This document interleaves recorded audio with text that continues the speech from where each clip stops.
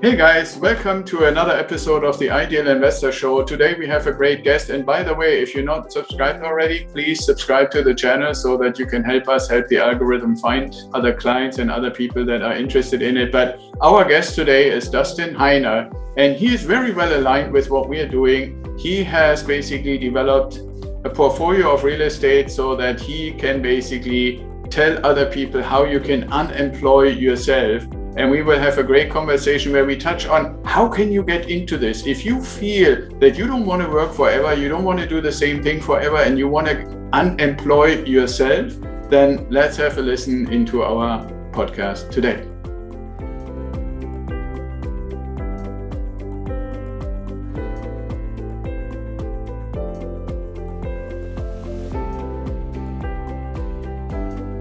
Hello, everybody. Here we are again. Happy New Year 2023. And we have a great guest. We have known each other for quite a while. Dustin Heiner is with us today, and he is the inventor, so to speak, at least the living example of successfully unemployed people. And Dustin, welcome to the show.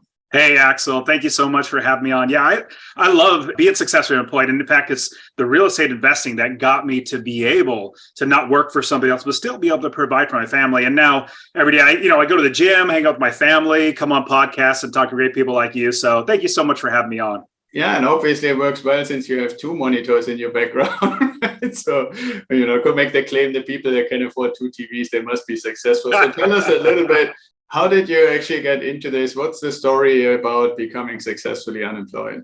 Yeah, totally. So I'll go to the beginning, but I'll go right back to I'll go to the end, but I'll go right back to the beginning. So when I was 37 years old, I was blessed to be able to quit my job. I had enough rental properties making me money so that I didn't have to work a job. So at 37 years old, quit my job, never need a job again. But from the very beginning, I was following the same path that everybody had been following. We're all taught this, that we go to school, get good grades, and then you take those good grades, you go to college or university, you get in thousands and thousands of dollars into debt, you get a degree, and then you go to other businesses and try to get a career there and hopefully get a career, work 40 plus years of your life, and eventually retire at 65, 70 or older, and hopefully to live on what you managed to save that entire time.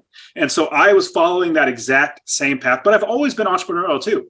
I loved the idea of having a business. In fact, when I was 13 years old, I had a newspaper out. Most people don't know what a newspaper is anymore, but you ride on a bike at 5 a.m. and throw a newspaper at 5 a.m., bringing them on garage doors, waking people up.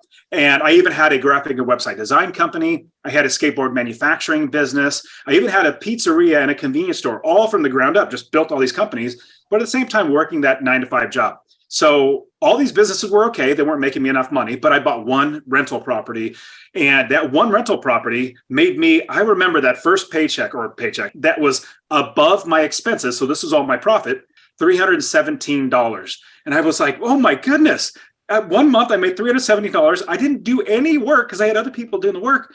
I need to be an investor. I need to do this full time. But you know what happens, Axel, life started getting in the way. So I was working at the local county government in California, the most stable, secure, risk-free job ever. California is not going away. The government in California is definitely not going away. And technology is not going away. So I got the most stable job possible. And my wife and I started having kids, one kid after another. Eventually, we had our fourth child. And this is what really shoved me or catapulted me into being a real estate investor. So after my wife had her fourth child, I went on paternity leave. That's where the dad stays home with the mommy, changes poopy diapers and bonds with the baby and all that good stuff. And it was about 2 weeks. And then I go back to work. And in that week, I go back to work. I have a regular sit down desk job. In that week, I go back to work on a Friday at 3:30 in the afternoon. I get a call from my boss's secretary, like the top dog. And she says, Dustin, would you please come to the office? And I said, sure. And I hung up the phone. I paused for a second. I thought, why in the world are they calling me in the office? Like, this isn't normal. And I've seen plenty of movies. Friday at 3:30 in the afternoon is not a good time to get a phone call. Right. And so as I'm sitting there, I started thinking back a couple months before I went on paternity leave. There were some rumors or some rumbling going on that there could potentially be layoffs in the county. And I immediately shook that off. I said, there's no way. I've got so much seniority, 13, 14 years seniority here. My boss is thinking I do a great job. So I shake it off. I get up and then I walk to my boss's office. And as I'm walking to his office, I'm walking down this hallway. It's not a very long hallway. In fact, it's kind of short. But every single step that I take, it feels like my feet become lead bricks, and it feels like the hallway gets longer and longer and longer because the weight of potentially losing my job is just starting to rain down on me. Well, I get through the hallway and I turn the corner. I see my boss's door. His door is closed, and I see his secretary there. His secretary, super sweet, nice old lady. And she says, Dustin, would you please have a seat? So she's also trying to console me with her eyes and try to sheepishly grin at me because she knows everything about what's going on. I know nothing about what's going on. So I go and I take my seat and I sit down and I think about my life. Everything that I've been taught. If I lose my job right now, if I get laid off, did I just waste my life following this plan? And then I realized, oh my goodness, we just had our fourth child. If I can't make money to feed my family, does that make me a failure as a father? Does that make me a failure as a husband, as a man trying to provide for his family? Well, as I'm sitting there, my hands get all clammy, my forehead gets all sweaty because the nerves is just crushing me. Well, the door to my boss's office opens up. And out walks a coworker of mine, a lady coworker, super nice lady. And she walks by with a piece of paper in her hands. She is noticeably distraught, noticeably upset. She's not necessarily crying, but you could tell her world has been rocked. So she passes by me and my boss says, Dustin, would you please come in the office? So I get up and I go in his office and I get laid off. And remember, this is the government. Nobody gets fired or laid off from the government, but I did. And there is a reason why I tell the story, because I want you to learn from this. So I take that layoff notice and I go back and I sit down at my desk and I realize two things.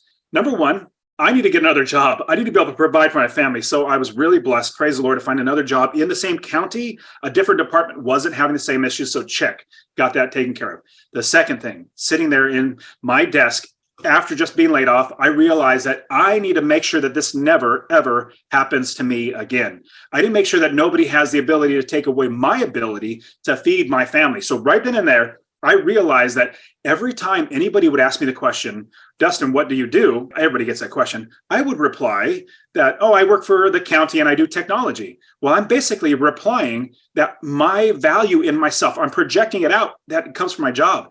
My value doesn't come from my job. My value comes from my God and from myself, from my family. So right then and there, I said, no longer will I ever reply that way. I will now tell everybody I am an investor. Now, it may so happen that 100% of my money comes from my job. That's now my part-time job. I'm a full-time investor. So quickly fast forward the story, I started buying property after property after property, each one making me $250 or more in passive income. Eventually I had 30 plus properties. Like, why in the world am I still working here? Even though I'm making $75,000 a year US for my job, I'm losing money. So last part of the story, I went to my new boss, great boss and all. I said, hey boss, here's your 2 weeks notice. I'm laying you off. We laughed a little bit and he says, Dustin, what are you going to do? And I said, I don't have to do anything. I own real estate. It works for me without me even working. So the last part of the story, I walked to my car. It was a 1.5 mile walk. I'm frugal, so I didn't pay for parking. I've taken this walk 1,000 times. And if you remember that short hallway, they got longer and longer and longer when my feet became like lead bricks. This walk was the best walk of my life. I felt like I was walking on clouds because I knew I would never, ever need a job again. And the reason why was because of the real estate investing. And everybody, you need to hear this, that you will never be paid what you are worth. You're worth so much more than anybody could ever pay you. And this is how you know. Your boss is paying you just enough to keep you working without quitting, but not so much money that takes money out of their pocket. If they did that, they would go out of business. So what you need to do is figure out a way to, I suggest, invest in real estate, build businesses, do something outside of this normal being a cog in a machine, keep moving forward, just being an employee, start creating passive income and make money while you sleep. So I'll pause the story because you probably got plenty of questions. Yeah, absolutely. For one, I want to thank you for describing that and being so open about your own history and what you went through and how you came out in a good way on the other end. A couple of things that I think are maybe interesting and important to touch on with the audience. Number one, I want to reiterate this point that you just made about people being just paid enough to stay, but not really enough for their worth. I think that is part of why we have seen recently in the last few years that a lot of people said, when I really sit down and be quiet, maybe because the government locked me into my apartment or something like that, and think about how much am I actually providing in value to the organization I'm working for versus what I'm actually receiving back, that so many people actually came to the conclusion, at least get a sidekick or gig, or some a little more brave souls, I would say, said, well, I know what I'm doing. I can do this for my own money, not for my boss, and make the profit myself, right? And the side gig can initially be the real estate, as I would say it was probably for you, and then transition more and more. One thing that I believe, because of where we are in kind of like the cycles, I think it would be interesting to put a little bit of a timeline. When you said, okay, you were in this first situation when you walked that short hallway that felt so much longer than it is, what are we talking about? When was that? How long ago? So when I first started investing, it was in 2006. I bought my first rental property in 2006. So before the crash in the United States, I had a big crash in 2008. And so I started investing then. And the time that life got in the way, like I said, and I had other businesses. So I think I got laid off. And it was either 2009 or 2010, like one of those two. Like it was right when everything was going bad. People were getting laid off all over the place. And so I was one of them. But then from that point forward, getting that next job, I realized I need to fast track it. Like I need to figure out a way to scale this investing business faster by buying more properties faster. So, recycling money by refinancing and all that great stuff. But that was what 2010, but it was all through from like 2009 to 10, all through 2000, maybe 16. I just bought as many properties as I could. Absolutely. And I think this is an important thing to put it in context, because I like for our show, and when we have a great guest like you, to also reflect a little bit on how is the current environment shaping up. And I'm normally not necessarily a big believer or follower of what the media is trying to let us believe, but there are certain people who I respect, who have a long track record of investing and handling money and stuff like that. And when pretty much everybody in different areas, the bond investors, the stock investors, the bankers, everybody is basically saying we are entering or may already be in a time, and I don't want to put it economically, I want to put it into your story, a time where what you described with you're feeling more and more like they have lead brakes and you're basically getting sweaty about what's going to happen. There are just too many people, in my view, that have credibility saying, it may not have happened yet, but it's most likely going to happen some point in 2023, more and more, until we come out, hopefully similar to you. The sun is shining again, I think, is what Elon Musk said, after the recession is over at some point. Nobody knows exactly when that will be. But this little scene that you so beautifully described about being asked into an office to be told that you are one of the fill in the blanks number of people who are being let go is most likely going to happen to quite a few people. And it is not necessarily nice news or anything like that. But I think both our messages, I hope at least you agree, is yes, on the one hand, that it sucks like hell.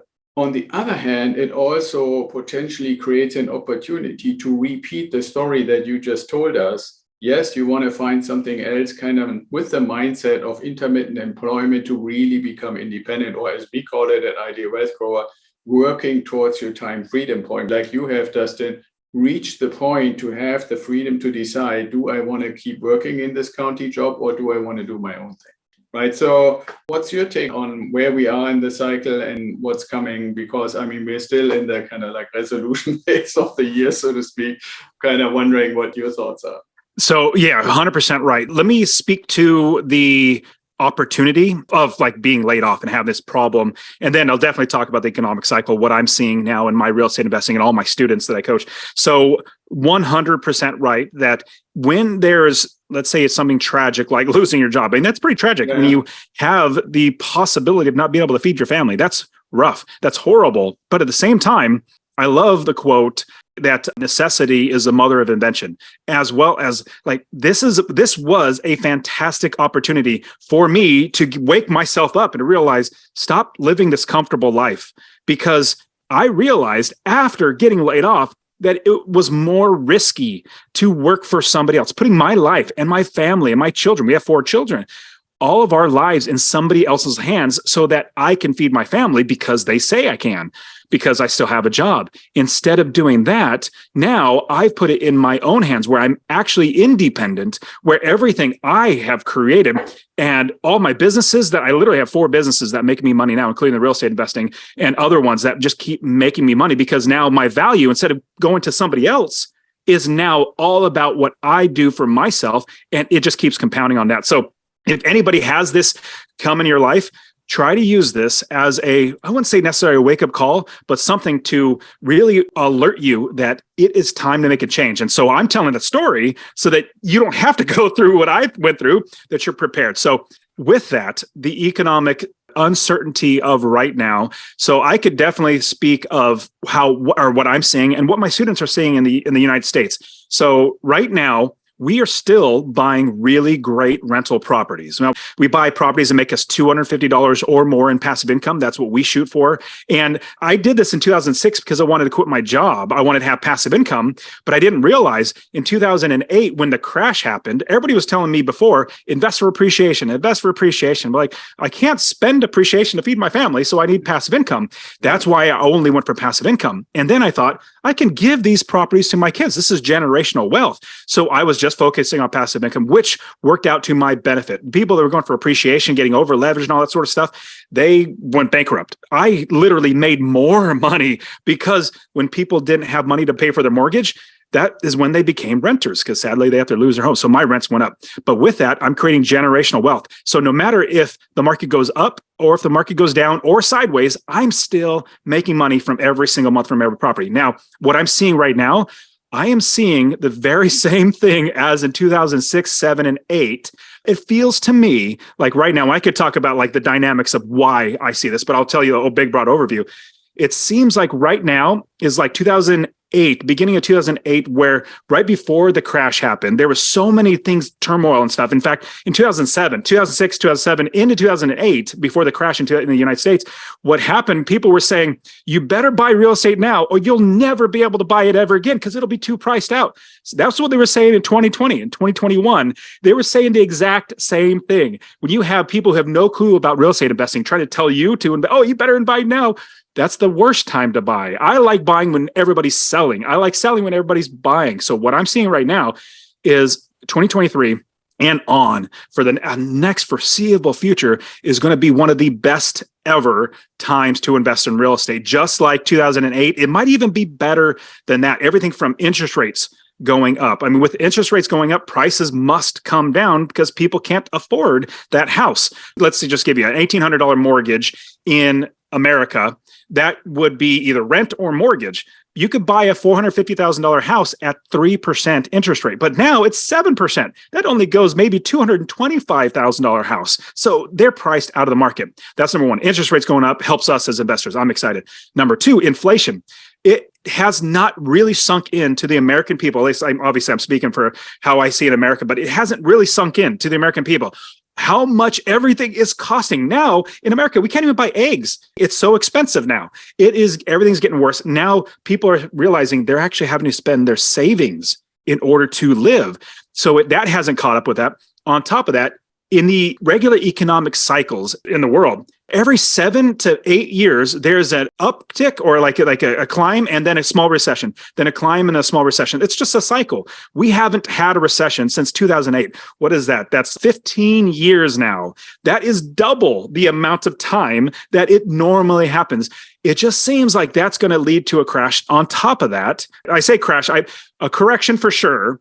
Prices are going to come down. But if there's going to be a crash, I'm excited. On top of that, the Federal Reserve has been printing money, devaluing the United States dollar so much for years, billions and trillions of dollars being printed up. So all this is coming to a head, in my opinion, to where it's going to be a fantastic time for us as investors if we're ready. So here's the final takeaway that I would say everybody needs to think of. If you go surfing, I'll give you an analogy. If you're going to go surfing, you get a board and you try to catch a wave. Well, you do not paddle after the wave passes you to try to catch the wave. You would not catch the wave and ride it in. No, you paddle before the wave gets to you so you can catch the wave and ride it all the way in. Same thing with real estate investing.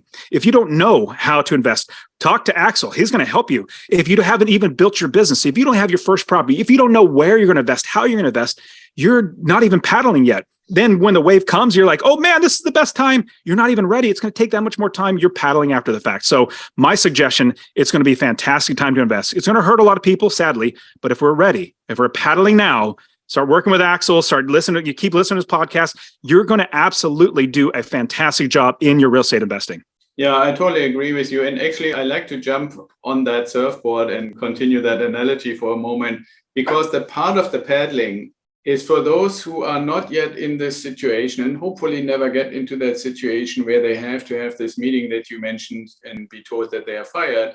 If they haven't yet, paddling is also, like I always say, an analogy to the richest man in Babylon, to put 10% of what comes in aside. And as soon as it accumulates for something enough to buy a property, like you and I have been preaching, so to speak, then do that with the help, your help, my help, to make that happen and keep doing that. And if you're lucky, or if you're really good in what you're doing and you're being retained in your company, you can keep doing this throughout this whole cycle. And so then you have basically gotten ready for a really big wave, which I agree is probably occurring. And the biggest wave, most people, I believe, haven't even talked about is, yes, you're right. And we can be excited about the increase in interest rates and making properties more affordable. But there will be, I think, the ultimate wave that you and I are kind of hoping to see and waiting to see is when the enormous printing that you alluded to, that the Federal Reserve has done, and the efforts to basically bring inflation back to anything reasonable like 2 to 3% have taken hold in some way with these layoffs and other things that are most likely happen. But in the process, one thing that I believe people totally disregard, very few people, I wrote an article about it, but very few people say, okay, we have $31 trillion in debt right now. By the time the really biggest wave is going to come, that will be probably something like $35 trillion in 18 months or 24 months. But because these extremely increased interest rates of 5 or 6%, they don't just make the affordability of the houses much, much less. They also mean the government cannot afford the debt any longer, which means the Fed will have to make a choice. Either they're going to say, okay, we have to bring the rates down so that the government is back to paying 1 or 2% interest rate on this huge, huge mountain of debt, or we have to retire the dollar and come up with something as an alternative, which is not really very likely for a reserve currency. But those are really the only two options. I believe not really in my imagination that the dollar would be retired. So then the only other option is to bring the rates dramatically down again. And then we are in this kind of short window, I guess it's probably be a wave for a year, where prices haven't caught up. Very few people are going to be in a position to really do much. But because interest rates are now suddenly down again, we can finance much, much more affordably, can refinance other properties that we have acquired until then, and really have paddled our ways to basically ready for the biggest wave ever. And then kind of like, I guess what we're both doing is in a way retire after we rode that wave to the beach. The one thing I wanted to say, and I know that you probably agree, even though you said it in a slightly different way, there is this one thing that I want our audience to be aware of that I've always been pointing out. I very, very, very much agree with you, Dustin, that we are both preaching for passive income, long-term legacy, generational wealth. But I also want to make sure that people understand those who, at least in the past, have focused more on appreciation. And we have to admit that the last 4 or 5 years actually were reasonably good for people with appreciation. You said you can't really spend that income, which is in a sense true, but I believe we shouldn't disregard that you can get like an equity loan on that appreciation without having to sell your house, and then add more properties, even if interest rates are high, to take advantage of what you were just saying. I think what is important for the audience, for yours and mine, to realize is you don't want to spend the appreciation outright. You can make that money, that equity that has grown on the properties that you bought for cash flow or for appreciation work for you even more. And if we phrase it that way, then it's a beautiful thing to have cash flow, $250, $300, $350, plus appreciation if possible. And now we are getting in a phase where that's probably not very likely. So we have to be a little content with $250 and $300 a month cash flow, but it might be coming back. And one last thing I want to ask you about, because I think our audience is a little bit, okay, Axel and Dustin are gang-ho about this real estate stuff and great wave coming and taking advantage. One of the things that I hear is, how are we going to actually maintain the cash flow when interest rates are so high? And I would like to hear your opinion about, I think most people have not quite made the connection between not having really seen appropriate wage increases in relation to inflation of the last 2 years and currently, and what that does to rent income. Can you say a little bit about that? Yeah, totally. So I will also add to what you were saying about the home equity. I love utilizing home equity, but I'm not going to use that to buy a car. I'm not going to use that to feed my family. Right. I'm going to do exactly what you said. We use it to make more money on it. So 100%. When I say we're not going to use the equity in the property, I'm meaning we're not going to use it to feed our families. We're not going to use it to, like I said, buy a car. We want to make more money from that. And the biggest thing that I believe is we need to build a business that actually owns the real estate. And on top of that, we look at real estate as inventory. So just like if we were to buy a candy bar, we're going to buy a candy bar for 50 cents. And we know without a shadow of a doubt, we can sell it for $1. Like that every single day, all day, every day, we can do that. Well, man, great. If we had 50 cents, we do it all the time. But what if you didn't have that 50 cents? It costs you 25 cents to borrow that money. Well, you'd still be 75 cents for all in for that candy bar, and you could sell it for $1, you still make 25 cents. Exact same thing. We just build a business that actually owns the inventory. And so when we build a business, when I say build a business by having everything in the business before you buy any properties, the experts on the ground, because we invest all over the country. In fact, I have many people from out of the country, out of the United States, investing in America. I just show them how to do it because it's really simple. It's just systematic. We just have to do it. Building the business first, then that business owns the inventory. Our property is not a business. Our business owns properties. That property is our inventory that we put into our business. So what it looks like is we then have a business that buys inventory with our home equity line of credit, or however we the line of credit, or do a cash out refinance. We can buy that next piece of inventory that we put into our business to make us more money and passive income. Now, getting to your thought of, okay, if there is some economic turbulence, turmoil, wages have not gone up, but you have high interest rates. So how we combat the high interest rates is a couple things. Well, number one, actually, you'll definitely understand this.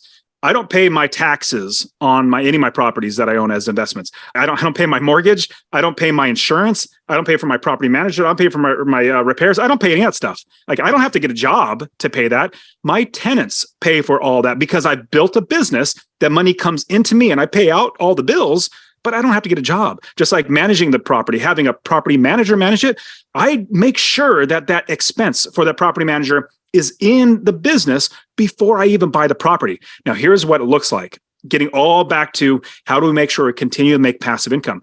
We calculate all our expenses. And let me pause that. Most people think the value of a property is the comparable sales, because that's what realtors tell us. The comparable sales of the like properties in the same area, mile radius, 2 mile radius, whatever it might be. That's what they tell us. This is the value of the home. For us as investors, we disregard that. We put that in our brain of what it could potentially be worth. But what we pay for it, it only is a business. I'm not going to buy a candy bar for $1.25 if I can sell it for $1. I'll lose money. There's no reason to even do that. So how we combat the higher interest rates, lower wages, and all that sort of stuff. Let's say we calculate all our expenses, getting back to the original thought.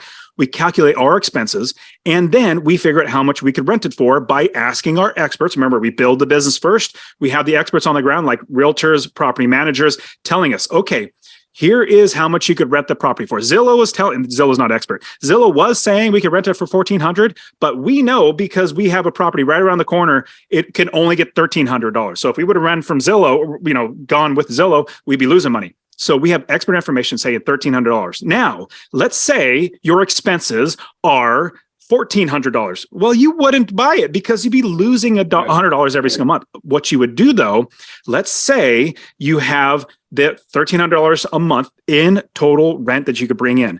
You need to get that down. And my suggestion is $250 or more in passive income from every property. We lower our offer price. That's how we know how much we could pay for a property. We calculate all of our expenses, including mortgage, vacancy factor, and everything like capital expenses, all that sort of stuff.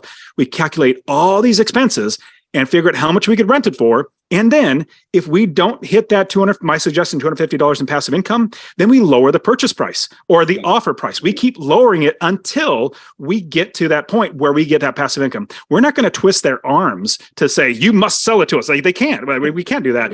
But we will have, and even my students right now, even in the most seller's market ever in the last, 1 or 2 years here in America, it was the most seller's market ever. But I still had students buying properties because we have no idea which seller is like really needed to sell it, or is just, hey, I'm getting a divorce, I hate this woman, take this house. We have no clue. We're just putting on offer. If we can help them with our price, we will buy it from them. If we can't take care of them with the price that they want, then we move on to the next property. That's how we make sure we make passive income, is we buy it right, and the expenses and the rents tell us how much we buy for it. Does that all make sense? Yeah, absolutely. And I can only attest to that because I call them the tribe, or our clients, you call them students, and myself, we have kept buying properties throughout the last few years, even though prices for the properties, according to the media, and in reality have gone up. But it's all a balancing act, like you were just saying. And when you know I have a goal number, you can basically do simple math and figure out what the relationships of the figures need to be.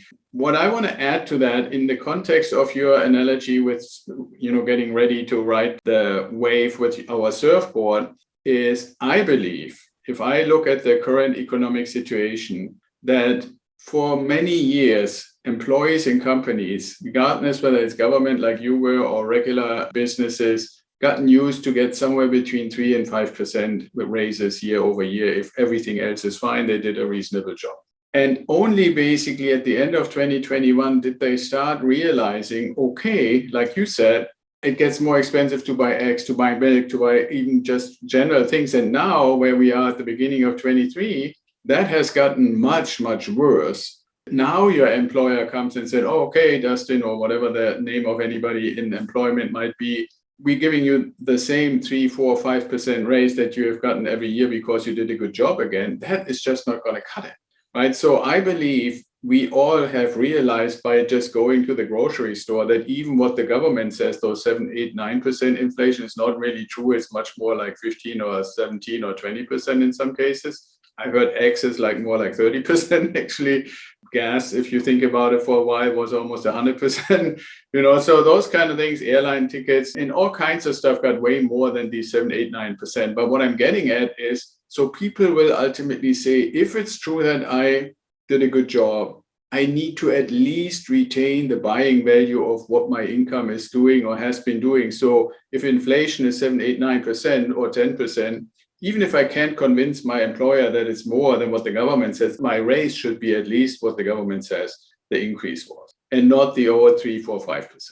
That also, in my view, means the public is, in a sense, being trained by the Federal Reserve, by the media, by the government, that higher prices are here to stay. I don't know of anybody who has ever really lived through any significant period of time where stuff that had once gotten more expensive has gotten really significantly cheaper again. So for us as investors, or for anybody listening, yes, interest rates are higher, but what we can reasonably assume is that people will, in the next few years, just have to get higher wages, which brings the relationship of how much am I making and how much of that do I actually put into rent back into where it was like in 2020, 2021, which for us means we're not doing something evil by saying our costs increase as well as landlords. So we increase our rent because this is what the proper relationship, the value that we are basically providing with these property is worth. And as you said so beautifully, Dustin, because we do this cost calculation up front, if we can start out with $200, $250, $300 cash flow to begin with, it's only nominal numbers. I know it's not necessarily value of money, but nominally, as rent increases, the beauty of real estate investing is that your costs don't typically increase. Your mortgage payment will be the same. Your property tax is most likely going to be pretty close to the same, and your insurance is going to be the same. Your vacancy and capex and those kind of reserves don't really change. So what typically really gets the biggest impact from increases in rent is your cash flow, right? And so that's, I think, important because you have two opportunities in the future, if you believe me or I believe Dustin, that this is a great time that we're getting into. If you can make it work for $250 a property now with 7 and 7.5% interest, and in, let's say, 3 years, the interest rates come down, you will immediately jump in cash flow on every one of those properties when you refinance. And until then, it is very likely that you will reasonably be able to increase the rent. So when your starting point is $250 a month, in 2 years, it's probably closer to $400 a month, right? So those two things should be kept in mind when you say, okay, does this really make sense? And then the other thing I have to say before I give you a chance to say how people can get a hold of you, there is no better game in town. If anything has happened in the last 15 months, I would say 18 months maybe, you look in the stock market, you got crushed. You look in the crypto market, you got crushed. You look into the commodities market, you had to be a super good picker to pick the right thing at the right time. And even things like gold, silver, and those kind of always like long-term commodities, they didn't really move much. Everybody said when we got this kind of inflation, gold would be $5,000 an ounce, or it's 1,800. So it didn't do what everybody expected. Guess which market just kept chucking along as if nothing happened is real estate. And it will always do this. My last point before I want you to tell the audience how to get in touch is, if you really think about, since that point in time, Dustin, when you bought your first property, 2006, and then more in 9 and 10, the builders, the contractors of this country have been afraid to build, or the banks haven't given them the money. So I'm not sure what the exact correct number is, but I would say it's probably somewhere between 7 and 10 million units missing for the populace. Right? And it's no way, especially in an inflationary environment, that anybody is going to build these very quickly. So anybody who says the real estate market is literally going to crash like 2008 is disregarding that at that time we had an oversupply and now we have a massive, massive undersupply. Right? Yes, prices will correct some from the crazy highs, but it's not going to be like the bottom falls out because there's just too much demand. And the demand, I believe, I think you believe too, is going to be more and more into rent because people don't qualify to finance. So that's just my little kind of economic view on this. Now, I know other than I'm doing the mentoring. People know this who listen to our podcast regularly. I think what you do beautifully, I haven't figured it out, but I know you do it very well. So people should take you up on it. You teach people your approach. So if they are intrigued, they like what you said, they like how you surf the waves and stuff like that, how can they actually become your students and how can they get in touch? Yeah, I appreciate that. Yeah, so I actually have a free course. I just love giving out. Do you mind if I share that with everybody? Yeah, absolutely. That's why you're here. Awesome. Yeah. So if you have a US based number, you can text the word rental, RENTAL, rental to 33777. Rental to 33777, or you can go to masterpassiveincome.com/free course, all one word, /free course, masterpassiveincome.com/free course.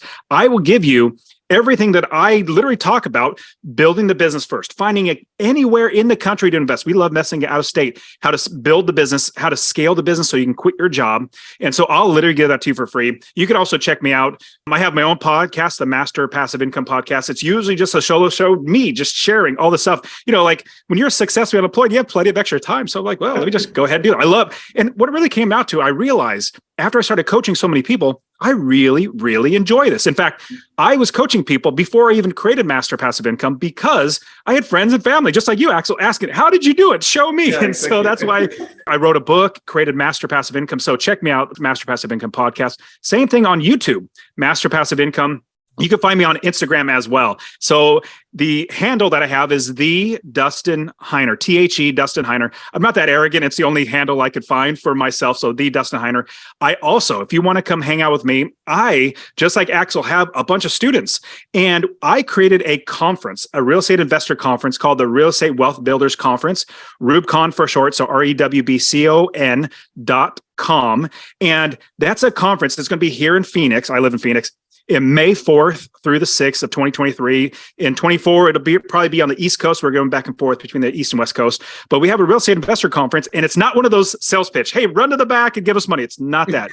It's just like Axel and myself, just being friends. And we're here to help you to invest. I have 35 other speakers that are teaching on everything from apartments to land deals to Airbnb, everything above. So it's going to be a great time. So you can get your tickets there. And if you want to get 10% off your ticket, type in the word podcast. I'll know you came from Axel, but use the promo code podcast. You'll get 10% off. But it's been great. I really love seeing people just invest in real estate. And that's why Axel and I do this, is because we just love seeing the change in people's lives. So Axel, thank you so much for having me on the show. Yeah, absolutely. And for our audience, all those links and all this stuff is going to be in the show notes. And one thing I want to encourage everybody to do is a little bit of a lesson learned, and maybe it helps you too. And for your podcast, Dustin, that those that have somehow the power in podcasting have determined that the way to basically rate what is a good podcast, what's not such a good podcast, is by how many downloads a show actually gets. I always thought, well, I want people to listen, or if we put it on YouTube, I want them to watch and listen. I never realized until late last year that the real counting thing is the download. So I want to encourage everybody who listens to us, anybody who checks out Dustin, download his podcast. Please download our podcast as many times as you can. I want you to listen and I want you to watch, but if you can do us that one favor, both of us, to download our episodes, it will really help us, because that way we can produce more shows and more information like this. So thank you, Dustin, for being on the show, and I hope we can do it again sometime soon. Absolutely. Thank you so much, Axel. Thanks for listening, and I hope you enjoyed today's episode of the Ideal Investor Show. More info and the links we mentioned during the show are in the show notes, or you can go to our website at idealwealthgrower.com and sign up for the Apple Podcast link. And if you like to talk to me, sign up for a strategy call. Hopefully you want to share what you learned with your network and bring more people in. We are really eager to hear your comments. And until next time, be well, stay safe, and ciao.